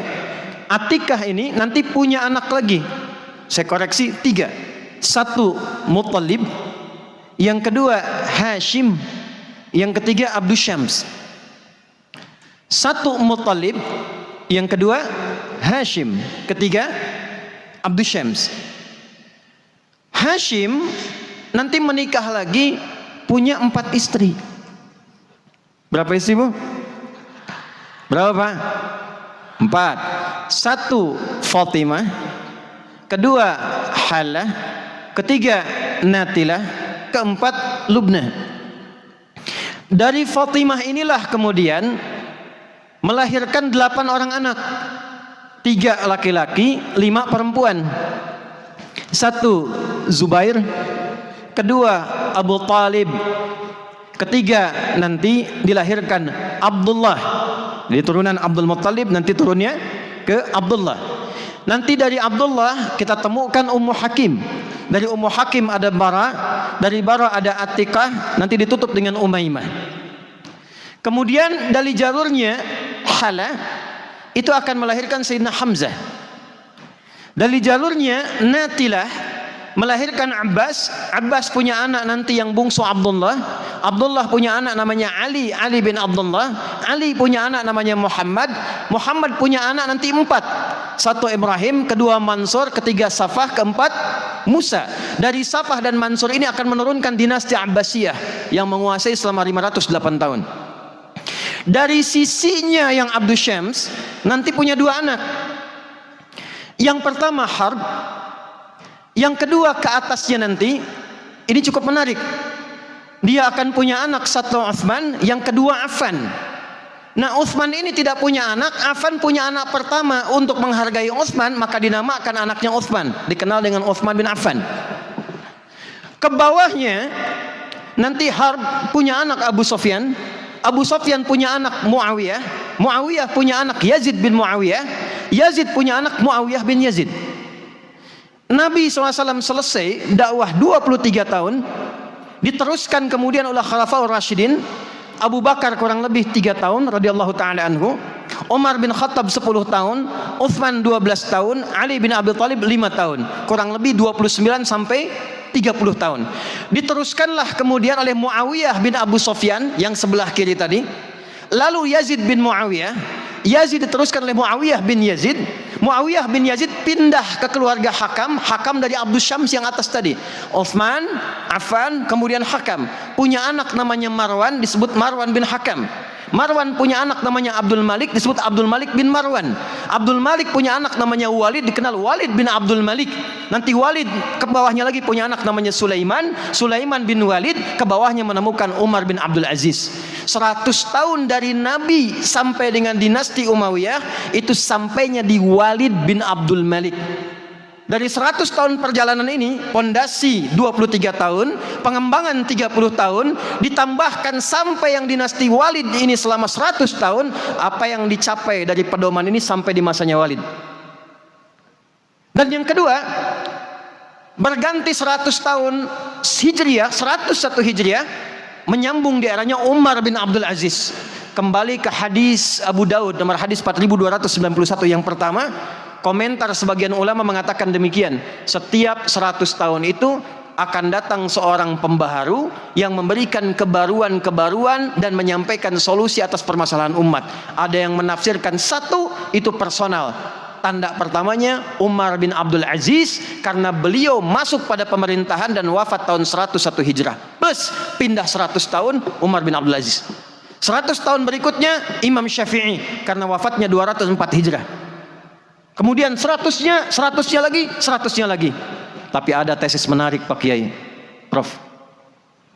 Itu ditulis, ada buku namanya Asasus Sunnah wa Fiqhuha Strip Al-Aqaid Al-Islamiyah. Cetakannya Darussalam. tapi bukan Gontor. Penulisnya Da'i Kabir, Syekh Said Hawa. Wafat di Jordan tahun 1989. Teman-teman mahasiswa, lihat cetakan ini, buka halaman 93. Perhatikan pembahasan yang ke-9 tentang tajdid wal mujaddidin. Beliau menafsirkan mengutip pendapat para ulama, yang dimaksud man dalam hadis Nabi, innallaha yab'atsu ala ummati fi kulli ra'si mi'ati sanatin man yujaddidu. Man di situ kata beliau, man dalam nahwu tidak hanya diartikan untuk fardiyah, untuk orang per orang, tapi juga bisa berlaku untuk makna jama' yang membentuk sebuah sistem. Jadi setiap 100 tahun pemaknaan terhadap hadis itu, kata beliau, maknanya sistemik. Karena nggak mungkin satu orang bisa menyelesaikan semua persoalan masyarakat. Akan ada yang di bidang fikih, ada di bidang hadis, ada di bidang seni, ada di bidang pendidikan, ada yang di bidang pengajaran. Apa pemaknaan beliau terhadap hadis itu? Setiap masuk masa ke-100 hendaklah merumuskan persoalan yang ada di era itu, dan setiap bagian-bagian di situ secara kolektif dan sistemik menganalisis dan memunculkan kebaruan-kebaruan sesuai dengan persoalan yang dibutuhkan di masanya. Di mana analisis didapatkan? Karena ternyata Umar itu bin Abdul Aziz tidak tangguh sendirian. Beliau memimpin sampai 101 hijrah. Itu tidak tunggal, tapi hasil pelatihan yang mengumpulkan metodologi dari era-era sebelumnya. Di era Nabi risetnya apa? Di era Umayyah khilafah risetnya apa? Di era Umayyah sebelumnya risetnya apa? Barulah ditemukan kemajuan-kemajuan. Walid bin Abdul Malik di masanya Islam menembus Afrika. Ada gubernur namanya Musa bin Nusair, pangdamnya Tariq bin Ziyad. Anda bisa bayangkan Afrika Utara itu provinsi dari Daulah Islamiyah. Gubernurnya Musa bin Nusair, pangdamnya Tariq bin Ziyad. Kekuatan panglima daerahnya, pangdam wilayah Afrika Utara itu bisa menaklukkan Iberia, yang sekarang dikenal dengan dulu Andalusia, sekarang Iberia. Ada Prancis, Spanyol yang masih lolos ini sekarang. Portugal tereliminasi kemarin. Itu Anda bisa bayangkan, bisa menaklukkan itu dan membangun peradaban di Eropa 700 tahun setelah itu. Bisa dibayangkan, mempelajari pedoman sistem yang diwariskan Nabi, dikumpulkan jadi solusi, lalu menganalisis persoalan di eranya, dibawa pedoman-pedoman itu secara tematik, dan hebatnya apa? Mereka merumuskan ternyata Quran itu bukan kumpulan ayat biasa, semuanya tema-tema kehidupan. Dari sebelum kita lahir, saat di kandungan, sampai kita wafat, kita temukan ayatnya di Quran. Sekarang tugas kita mengeluarkan ayat-ayat itu sesuai dengan tugas kehidupan kita. Contoh, ini saya urut cepat ya, saya urut cepat. Saat masih dalam kandungan, bagaimana kita ingin mengamati perjalanan dalam kandungan itu janin berjalan dengan baik. Kita temukan Quran misalnya di surat ke-23 Al-Mu'minun dari ayat ke-9 sampai 13, ditafsir di Quran surah ke-22 Al-Hajj di ayat yang ke-5. Ketika lahir, apa kewajiban suami dan istri untuk merawat yang baru lahir ini sampai usia 2 tahun dengan baik? Quran turun, Quran surah kedua ayat 233. Dari usia 2 tahun sampai menjelang balik, pendidikan apa yang menjadikan anak mudah belajar? Kenal Allah dengan baik, taat pada orang tuanya, mudah belajar dengan lingkungan. Turun Quran surah ke-31 Luqman dari ayat 11 sampai dengan ayat 19. Kemudian dia merangkak naik untuk belajar lebih serius lagi, kenal dengan lingkungan yang lebih baru. Apa yang harus dia kemudian lakukan? Turun Quran surah 9 di ayat 122. Penguatannya Quran di surah ke-58 di ayat ke-11. Kalau dia lakukan itu dengan baik, kemudian diiringi dengan ketakwaan kepada Allah, maka turun jaminan Quran surah kedua di ayat 282 di ujungnya. Lalu dalam pertukaran belajar itu kadang-kadang dia timbul rasa biologisnya, bisa ketemu dengan pasangannya, bertemu dengan jodohnya. Turun Quran surah keempat di ayat keempat. Pernikahannya Quran surah 30 ayat 21. Pembagian tugas awalnya suami istri Quran surah keempat di ayat ke-34-nya. Lalu mulai suami punya tugas mencari nafkah, yang standar Quran turun surah kedua ayat 167 sampai 169. Kalau ingin kuat naik Quran surah kedua ayat 172. Kalau ingin belum berangkat, rezekinya sudah diberikan oleh Allah, Quran surah ke-7 ayat 96. Kadang-kadang belajar Untuk mencari nafkah itu tidak mudah, ada tantangannya, butuh kesabarannya. Dijelaskan secara umum di Quran surah kedua di ayat 214. Solusinya dengan pembuka ayat yang sama di ayat Quran surah ketiga ayat 142. Lalu dijabarkan secara detil ujian-ujiannya Quran surah kedua di ayat 155. Solusinya ayat 150 sampai dengan 157-nya. Ibu yang di rumah tangga kadang-kadang tidak mudah, harus menghadapi perawatan anak, kadang-kadang membantah dan sebagainya. Quran surah ke-17 dari ayat 23 sampai dengan ke-27. Sampai Anda usia 40 tahun merasa hebat sendiri, sukses sendiri tanpa sadar bakti pada orang tua. Maka bagaimana membangun harmoni dalam lingkup kehidupan keluarga dengan orang tua? Turun Quran surah ke-46 di ayat ke-20 untuk panduan doanya. Mulai berbagi dengan orang tua dan saudara. Turun Quran surah kedua di ayat ke-215. Mulai pendapatan sudah baik, mulai berzakat. Turun kemudian pembagiannya Quran surah 9 di ayat ke-60 sampai menjadi sepuh, sampai turun kembali. Jangan berharap hidup untuk abadi. Mungkin satu saat datang akhir kehidupan kita tiba. Quran surah ketiga ayat 185, diutus malaikat, kita kenali dulu supaya siap diambilnya. Malaikatnya malakul maut. Quran surah ke-32 di ayat yang ke-12, kita ingin diambilnya dengan lembut. Quran surah ke-30 ke-79 ayat ke-28 sampai dengan ayat ke-30. Kemudian kita meninggal, masuk ke alam kubur, maka pelajari sebelum kita meninggal supaya nikmat di alam kuburnya. Turun Quran surah ketiga di ayat 169 sampai dengan 172. Sampai dibangkitkan di hari kiamat, ada pilihan kemudian surga. Mau pilih ke surga ataukah ada ancaman neraka? Hindari ancaman-ancaman neraka dengan Quran surah keempat ayat 140. Masuk ke dalam urutan surga Quran surah keempat ayat ke-69. Ada 8 jenis surga. Kalau ingin surga Firdaus, Quran surah ke-23 ayat 1 sampai dengan 9-nya. Ingin surat Aden, Quran surah yang Aden, ambil Quran surah ke-13 ayat 23 sampai 24. Amalan yang biasa yang penting ke surga, Quran surah kedua ayat ke-25. Amalan 50-50, maka waiting room, tunggu di Araf. Turun surah ke-7 ayat ke-45 sampai 49. Ibu dari belum lahir sampai kembali kepada Allah, ayatnya ada. Nggak ada yang nggak ada. Nah, sekarang tugas kita bukan tepuk tangan.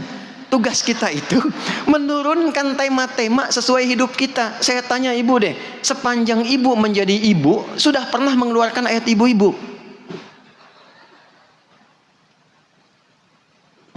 Cita-cita menjadi istri solihah, pernahkah mengeluarkan ayat-ayat tentang istri dalam Quran? Hadisnya apa saja? Teman-teman yang belajar nih di pesantren, di kampus, pernah nggak mengeluarkan ayat-ayat ilmu? Kita ini belajarnya gampang sekarang. Dulu orang nyarinya berangkat jalan kaki, Bu. Pak, jalan kaki. Imam Al-Bukhari jalan kaki. Dirumuskan 16 tahun, sholat di Mekah, Masjidil Haram, diselesaikan di Madinah. Imam-imam yang lain berangkat jalan kaki, cuma ngambil satu hadis saja. Sekarang Masya Allah, kitabnya sudah ada lengkap. Imam Al-Bukhari jenius, itu jangan dikira kitab biasa. Itu beliau menyusun Quran menjadi 97 tema. Itu bukan sekedar kitab hadis, makanya beliau beri nama begini, Al-Jami As-Sahih Al-Musnad Al-Mukhtasar min Umuri Rasulillah sallallahu alaihi wasallam wa sunanihi wa ayyamihi. Itu nama kitabnya. Coba ulangi. Nah, karena panjang kita singkat Sahih Al-Bukhari. Tapi Jami itu punya makna. Ulama itu nulis kitab, itu judulnya ada artinya, dalam sekali. Ada 4 nanti kualifikasi kitab hadis. Ada Jami, ada Sunan, ada Musnad, ada Mu'jam. Kenapa Al-Bukhari menamakan Jami? Jami itu kitab hadis yang disusun dengan tematik, dengan tema-tema kehidupan. 97 tema. Setiap tema ayatnya dulu, Bu. Pak, ayatnya dulu apa? Sesuai dengan tema ini. Baru setelah itu diturunkan dari tema subtema. Itu hebatnya. Kitab Bad'ul Wahyi, awal mula kenabian, untuk melegitimasi kenabian supaya jadi tanda 2. 1, Anda yakin yang menyampaikan informasi ini sumbernya Nabi, orang paling hebat, terpercaya, paling kuat. Apa buktinya? Ini dasar-dasar pembuktiannya, sekian hadis.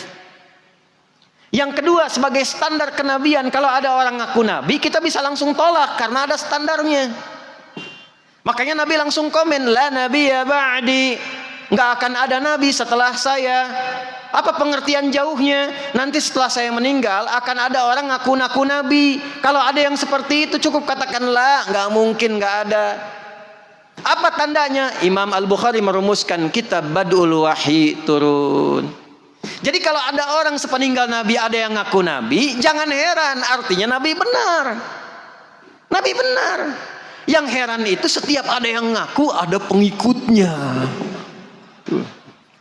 Itu masalahnya. Saya nggak tahu kalau di sini itu. Dulu Bu, di Jakarta ada IM, pelatih bulu tangkis, ngaku nabi. Tangkap sama polisi kita tuh, di interview, wawancara. Mengapa Anda mengaku nabi? Saya ke Bogor Pak, dapat wahyu katanya. Kita ke Bogor dapat tales, dia wahyu tuh. Tangkap sama polisi. Ada awal 2000-an itu naik dikit tingkatnya, naik 1 oktav tuh. Ngaku nabi. LE ngaku nabi. Dan ada pengikutnya, itu masalahnya tuh. Ditangkap sama polisi kita. Ya, polisi kita tuh jangankan teroris, nabi ditangkap tuh. Dan minta izin mendaratkan Jibril di Monas. Dihukum 6 tahun. Ya. Makanya dulu masa-masa itu tegas tuh, kalau ada yang menyimpang diselesaikan di induknya, bukan dibuat tandingannya. Makanya saya usul ke teman-teman tuh ya, kalau ada yang aneh-aneh itu cukup dirujuk yang baiknya, rujuk yang solehnya. Jangan dibuat tandingan yang aneh-aneh lagi yang tidak akan menyelesaikan masalah. Nah ini dibikin kitab Badul Wahyi. Setelah itu apa? Kalau sudah bagus, percaya ini dari Nabi, kuatkan dulu imanmu supaya nanti belajar bab berikutnya dengan iman. Kitabul Iman, 57 hadis di dalamnya, turunan subtopiknya. Begitu selesai Kitabul Iman, masuk apa? Kitabul Ilmi. Jadi ngaji ilmu itu pakai iman. Ngaji ilmu itu yakin dengan keterangan Rasulullah. Jadi ketika seseorang berangkat mengaji ilmunya menggunakan imannya, dua-duanya diangkat oleh Allah Subhanahu wa taala. Dan itulah yang melahirkan Al-Bukhari, An-Nawawi, Syekh Yasin Al-Padangi, Syekh Abdul Somad Al-Palembangi, Syekh Nawawi Al-Bantani. Kita ingin nanti ke depan ada Al-Gontori ke depan. Ya. Nah ini yang kita coba munculkan, kita hadirkan sebagai bagian dari penutup. Ini harus kolektif, harus bareng-bareng kita semangatnya. Sama-sama kita wujudkan. Jadi saya ingin menyampaikan tadi, bukan ingin mengatakan saya hafal nasab, bukan. Saya ingin tunjukkan bahwa kalau ini dilakukan secara kolektif, belajarnya benar, ngajinya benar, spesialisasi di bidangnya, maka mudah kita menyelesaikan masalah-masalah yang terjadi di masa kini ataupun persoalan-persoalan yang mungkin terjadi di masa depan. Ibnu Rushd itu ketika menulis buku, bukan hanya beliau mengarang buku-buku di bidang filsafat, Prof. Tapi juga Bidayatul Mujtahid itu karyanya Ibnu Rushd. Bidayatul Mujtahid itu kitab induk untuk perbandingan madhab yang tidak mentarjih, yang nulis itu seorang ahli filsafat dan dokter bedah. Anda bayangkan, saya ingin fakultas kedokteran dari Unida ini besok-besok itu bukan hanya pakar di bidang kedokteran, tapi paham juga fikihnya, paham ayatnya, paham hadisnya. Yang kelak kalau ada orang tanya, dok penyakit saya ini begini, apa obatnya? Masya Allah, Quran surat sekian, ayat sekian. Kita sekarang tidak hanya butuh poli gigi, poli jantung, tapi kita juga sekarang butuh poli-poli yang mengobati penyakit jiwa. Poli iri, poli dendam, poli hasad, poli hasud dan sebagainya. Nah itu kita tidak akan temukan. Ini yang mungkin bisa kita hidupkan. Mudah-mudahan malam ini kita diberkahi oleh Allah Subhanahu wa taala. Saya yakin Gontor bisa, dan ini saatnya kita bersinergi semuanya. Saya berharap semua pesantren di Indonesia ini bisa saling mendukung dan menguatkan. Ribuan pesantren sudah ada. Kalau semua ribuan ini mengambil bagian-bagian tertentu untuk saling melengkapi, saya yakin masa-masa keemasan untuk Indonesia itu akan kita percepat menuju baldatun thayyibatun wa rabbun ghafur. Pesan saya satu, pulang dari sini tolong naikkan level keimanan kita. Kalau iman naik, itu lawannya maksiat. Maksiatnya sekarang sudah terkumpul. Ingat baik-baik ini, semakin meningkat zamannya, semakin terakumulasi persoalan-persoalan sebelumnya. Maka satu, tolong fokus baik-baik masalah kita sekarang, jangan kehilangan identitas. Pulang dari sini, yang laki-laki tetap laki-laki, yang perempuan tetap perempuan. Kalau niat saja, jangan jadi kurniadi. Ya, ini masalah besar kita sekarang. Masalah LGBT kita dukung MUI, Presiden sudah mengeluarkan Kepres juga. supaya negeri ini utuh, negeri ini baik dan punya identitas yang baik untuk kita jaga dan untuk kita membangun bangsa ini menuju kemajuan yang mencerahkan. Yang kedua, ini penting, teman-teman yang mengaji di sini, nasihat kami, baik yang di pondok ataupun yang di kampus, jaga akhlak di atas adab. Adab itu sikap moral yang ditempa melalui pendidikan. Akhlak, sikap moral yang ditempa melalui proses ibadah. Bersamaan dengan belajar, jaga ketakwaan kita di hadapan Allah Subhanahu wa taala. Ya, saya mohon takwa ini yang menambahkan cahaya ilmu. Sampainya bukan ke sini. Sampainya ke sini.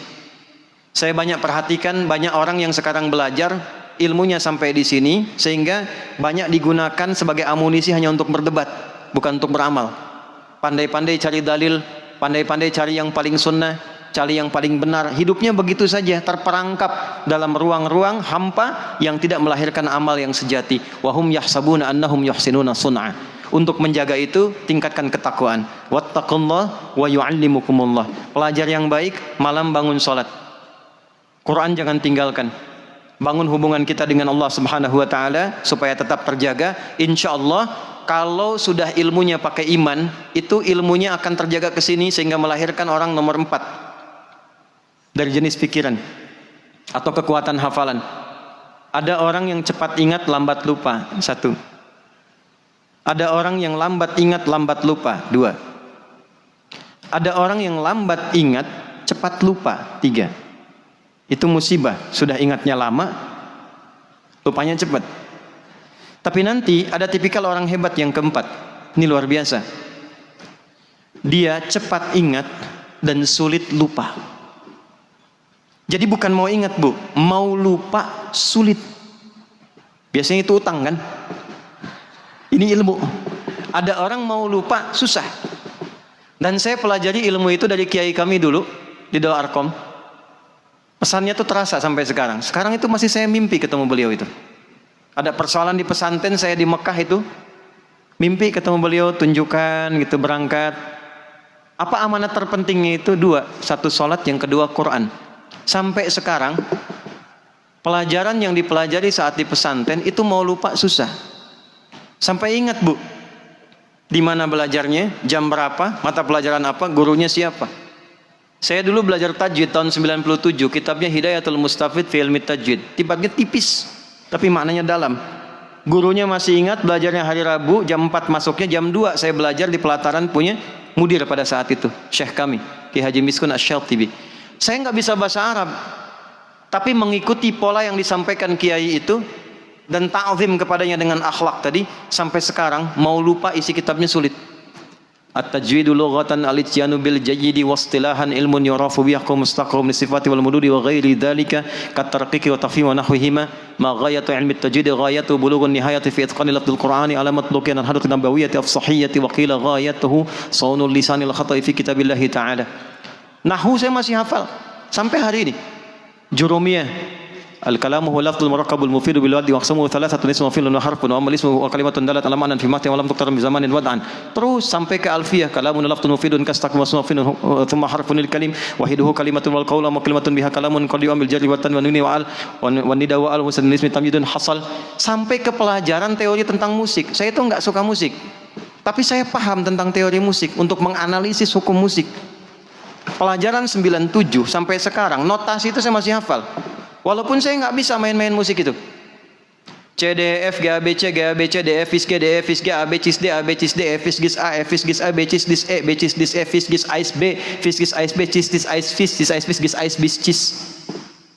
Silakan cek. A minor, A mayor, dan sebagainya itu. Teorinya hafal. Tapi modalnya apa? Takrim terhadap masyayikh kita. Ubudiyah kepada Rabbul Alamin dan akhlak pada sesama kita. Jaga itu dengan baik, pertahankan itu dan analisis kebutuhan daerah-daerah kita, jadilah solusi untuk masa depan kita. Mudah-mudahan Gontor 100 tahun diridhoi oleh Allah Subhanahu wa taala, diberikan pencerahan berkemajuan untuk memberikan solusi bagi umat.